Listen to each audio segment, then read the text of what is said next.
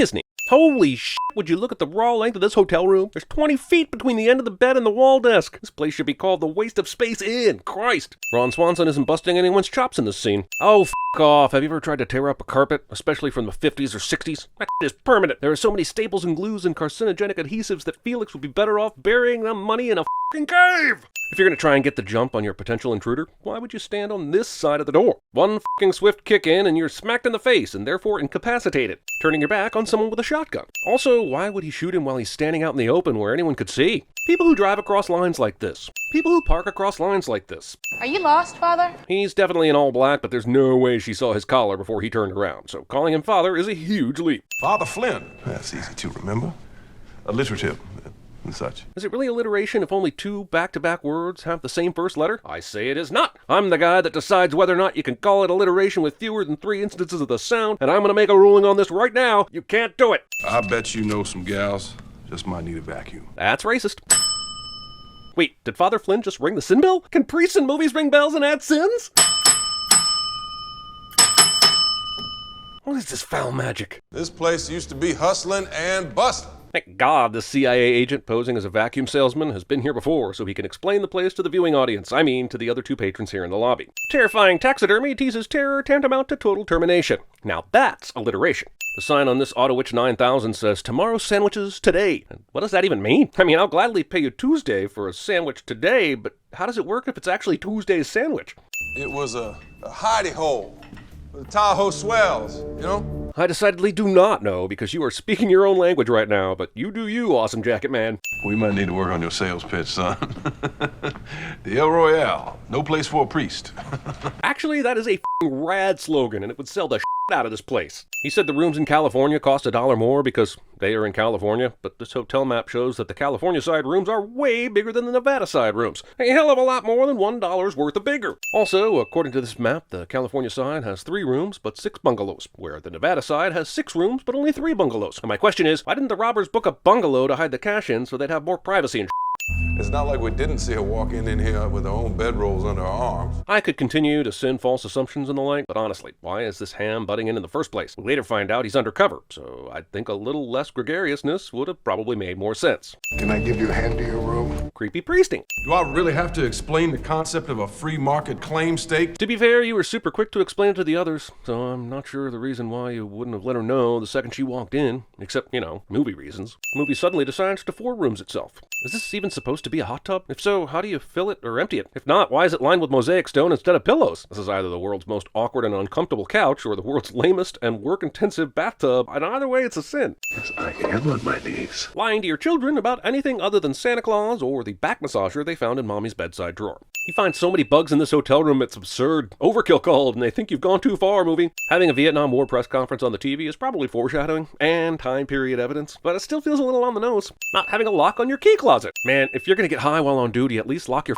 door, dude. This is drugs 101. Alright, I've put it off as long as I can. I have to take a sit off for how perfectly this movie handles its intricately connected mysteries. Ham finding this house the peeping hallway happens at exactly the perfect time for the story, the characters, and the audience. The movie does it over and over again, and there's too many examples to list here, but I'm taking a sit off for some of the most perfect story plotting I've ever seen. He sees the priest madly tearing up the floor and still somehow decides, yeah, this is boring, I better go see what's happening in the other rooms. Like, I would watch this priest for an hour before I moved on. 'Cause each day that passes by, you got me never knowing if I'm coming or going. Cynthia Erivo is pure talent. I could certainly take another sin off, but I'd rather add a sin that it took us all this long to start paying attention to her. Tying up your captive with your door wide open. Do people never shut doors while criming in this movie? What's wrong with you all? Were you born in a mafia barn? What a weird place to put a phone booth. Why not closer to the building? Or at least closer to the curb so it isn't literally an impediment to driving around the parking lot. It's such a conspicuous phone booth, I'm shocked Bill and Ted or Harry Potter didn't come walking out of it. Also, the CIA man is using this phone booth for security's sake, because he thinks someone put 12 f***ing listening devices in his room but wouldn't have thought to also bug the payphone. This f***ing guy does not know how cameras, flashes, or glass windows work. Darlene, do you know how much of my time is worth? More than the audience's time, I guess? Don't get me wrong, some of this backstory stuff is valuable, but if there's one place the movie could have tightened up its bloated runtime, it's these vignettes. There's nothing subtle about this character. I can get what I need from this obvious asshole is obvious scene in closer to 5 seconds than 5 minutes. Also, anyone who asks you if you know how much their time is worth is an asshole. There is no exception to this particular rule. Begging for the opening slot on Pancake Night in Reno. Reno shaming. Okay, so he wants to get into her room because he thinks there's money on the floor. She is wary of him because he is creepy and so he suggests they go get food together in the lobby, compliments her singing, and she agrees? Stop it, Father Flynn! You're not even a real priest. This TV is apparently set to the 24-hour news position channel. It's like Fox News or CNN, but even more micro-targeted to just the audience of this one movie. How lucky are you feeling tonight? Definitely not eat that sandwich, Lucky. Pie? That's good. They're afraid of the sandwiches, but they're willing to eat the pie. Do you know, near my got to thee? Yes, but only because we used to play Under the Sheets with the hymnal, where you added Under the Sheets after the hymn title. Like, for instance, Hold me in your arms, lift me on high. Under the Sheets! See, it works. I learned a lot in church. Singing. Says the person who clearly hasn't lived through ska, nu metal, mumble rap, crunkcore, bro country, extratone, dubstep, emo, K-pop, nightcore, porno grind, and hyperpop yet. Can I say something, Father? Asking this instead of just saying the something. But I do recall it is a sin to let an old priest drink alone. I did not know that, and she totally just did that, so letting an old priest drink alone. He convinces her to have just one drink, then he walks off, and she quite silently gets up and walks over to the jukebox. But then when he turns to speak to her, he knows exactly where she is somehow and turns over his right shoulder to speak. But until then... Okay, first, how did she know he had spiked the drink? There's no way she ninja'd into place to see it, but she was positive. Yeah, she was right, but how did she know? I'm not saying that she couldn't have known something was up. I'm just saying she might want to see some proof before going full priest mode, beast mode. Washington, D.C. is not a hotel room number, nor is it really the setting of most of this next section. This title card is a stretch, is all I'm saying. This scene of the FBI secretary typing and Hoover on the phone talking goes on for some time, and it's really only here to show us A, that Don Draper disables all the cars, and B, he is told not to interfere in the kidnapping case in room 7. That's it. Movie shows us one set of footprints in the sand because it was then that Chris Hemsworth finally showed up to carry us through the next 50 minutes of the movie before we see him again. I'm gonna get you clear. Oh no, she's a Scientologist! No, I ain't gonna do that. How can he possibly hear her on the other side of the door where it is pouring rain? Listen, Turning your front to someone with a shotgun. I'm old. Happens. Get the whiskey. I'm gonna put "I'm old, happens, get the whiskey" on a t-shirt and make millions. It already exists. Stupid internet having my own ideas before I do. Baptized, confirmed, never missed a Sunday till I left Indiana. Pop quiz, never missed a Sunday till I left Indiana is A, Peyton Manning's autobiography, B, an unreleased John Cougar Mellencamp album, C, one of the many specialty burrito names at a hipster Tex-Mex chain, or D, a famous rap lyric by Tupac. I'm penitent, Father. I promise I'm penitent. But do you strenuously promise? Only watch you they tell me to watch. So it's voyeurism, but like school? The Lord wants you to tell me where the film is. Putting words in God's mouth to get people to do what you want. Sorry, that's a long way of saying that. Let me try again. Religion. Father Flynn? It's not acceptable to me that the girls on the other side of the two-way mirror wouldn't hear this kind of yelling. It's a two-way mirror in the 60s. It's not f***ing soundproof. Lord, I need your guidance. Praying out loud when you're alone. Rosie, please stay here. She had Rosie tied to a f***ing chair when Rosie was unconscious. Now she's trusting her to just stay like a dog. And of course, Rosie f***ing calls Charles Manson, Billy Lee, in the few minutes she's left alone. I think she shot a cop. Why would Rose think he was law enforcement? Sure, he was trying to save her, but during the rescue, he never once identified himself as FBI. Hey! Why didn't he ever identify himself as FBI during that rescue? I'm fully willing to admit my own car ignorance, but would Darlene really know how to plug the thingamadoodle into the what's-a-mahickey? She's not an auto mechanic. I guess I just assume everyone is as dumb as me, and I literally called it a thingamadoodle, so... It's a damn miracle she doesn't accidentally pull the trigger and kill Father Flynn right here and now, since she's shivering due to rain and fear and showing poor trigger discipline. I'm pretty sure those girls killed a cop of some sort. Why is everyone in this movie so sure he's a cop? Did the movie have him eat a donut while I wasn't looking? And despite having several transitions without one, this movie goes back to the room title card stick. Just for reference, the entirety of the beach scene, Ham is shot scene, kid asks for confession scene, kid shows fake priest the peeping hall scene, Flynn finds the film reel scene, Darlene's view of the bottle bashing scene, Darlene tries to escape scene, Rose calls Hemsworth scene, and the Darlene and Flynn in the car scene all took place in the 30-minute Room 7 section of this movie. How did the robber's green truck come to be wrecked into the upside-down money truck? I guess the money truck got flipped some other way, and then the bad guys rammed it while it was upside down? I can't fathom a good robbery plan or any laws of physics resulting in this placement of vehicles. It's so weird to me that they even need lamps inside a hospital room that is on the surface of the sun! Tell me about your family. But we already got this diagnosis in the conversation with Darlene. There is no new information here in a movie that already feels long. Look, this movie is like an incredible ribeye. You know the flavor is because of the fat marbling inside, but there's still plenty of outer fat and gristle that you might need cut away. This steak is truly delicious. I just wish it had been cut a bit better. Well, it's the truth. Says the guy who has done nothing but lie to this woman all day long. He offers her half the money under the floor and even says he knows he doesn't have much time left to spend it all anyway, so why the did he spend all night lying and sneaking about his motives instead of just inviting her for food and drink? Why not tell her the truth immediately? You just shot me in the face. He survived that. Guy drags a full-grown feral wolf on a choke chain into his room, ties it up to the bed. 50 Shades of the Grey. It wasn't sexual, but it wasn't not sexual either. Thing I read in my college girlfriend's diary about our first time. But also, this guy's story about the naked man and the wolf is more disturbing than almost anything I've ever seen or heard. Worse than anything in Requiem for a Clockwork Midsummer. I don't even know your names.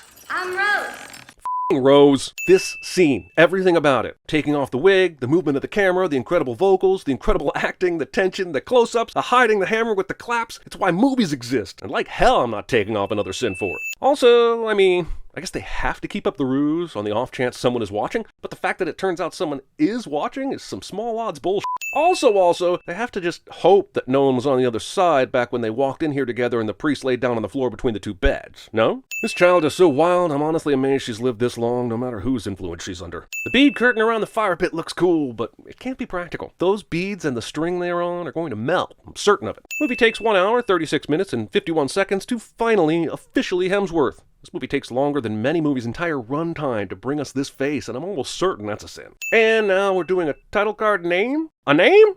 You, movie, and the inconsistent title cards you wrote in on. Also, we now interrupt the movie's finale already in progress for another batch of new character backstory. It's time to talk about the similarities between this movie and Once Upon a Time in Hollywood. Both use 12:30 by the Mamas and the Papas. Both use Hush by Deep Purple. And both have a cult leader ordering some murder. They both have a hot young hippie girl up to no good. Each has a former military hero facing a group of cult members in the climax. Basically, the same exact movie. They define right and wrong, and then they make you choose. And that's how it all starts, with a simple choice. I promise this will be the last one, but the themes in this movie are so brilliantly woven into the fabric that I have to mention it. This moral dividing that Billy Lee is talking about is seen in not just the hotel divided by 2 states, but also a room choice by flipping a coin, a priest who is also a robber, a rescuer who is also a murderer, 2 sets of planted bugs laying on a table, a sniper bellhop seeking absolution, tortured by the horror of his actions, whose own face now represents death and destruction on one half and innocence and purity on the other. It's brilliant imagery and thematic work. Take your sin off, Goddard, you earned it. No one will be seated during the scene where Chris Hemsworth's bead necklace gets hung up on the nipple of his rock-hard f***ing left pec. Chris Hemsworth is not my cult leader in this scene. But also, yes, you love looking at Hemsworth. I love looking at Hemsworth. We all love looking at Hemsworth, but this character sort of feels like it's in a different movie. Everyone else feels grounded while he feels over the top. It's almost like when he arrived, the place went from the El Royale to the El Royale with cheese. Why don't you just leave when you had the film? It's worth way more than some bag of money. Did time for that money. My brother, he died for that money. So f***ing what, dude? You're nearly dead yourself. Is this about money, or is it just f***ing stubbornness personified? You've made it about the money this entire movie. Suddenly it seems about completing some task before you die, like your personal white whale. I hate you right now. Also, let's just say I believe him, and he's only here to close some kind of moral brotherly loop, and he truly doesn't care about the money. That is really f***ing stupid. Well, let's see if we can't jog his memory, huh, Darlene? Pick a color. Power outages that punctuate the plot. How many people have you killed, Miles?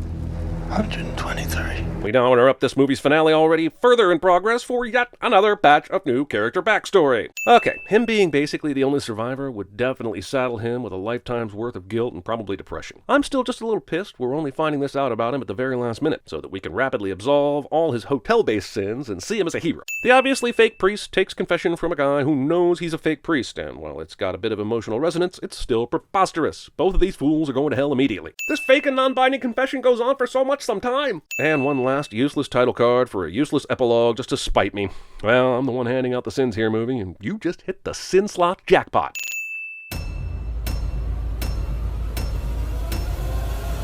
Is it Cartman's mom? Oh, very funny. Hey, it is Cartman's mom. To do, he'll innovate and uncomplicate it for you.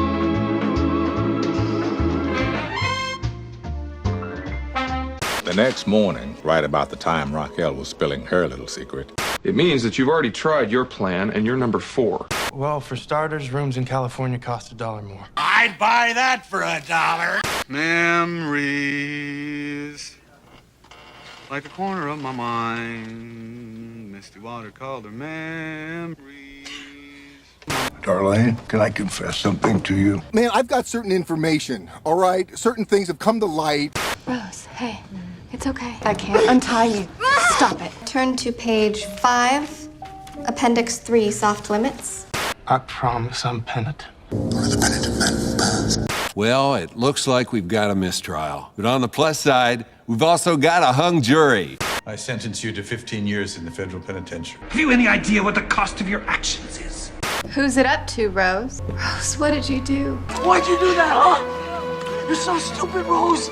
And maybe for tonight, we get to be our own gods. I'm a god. I'm not the god.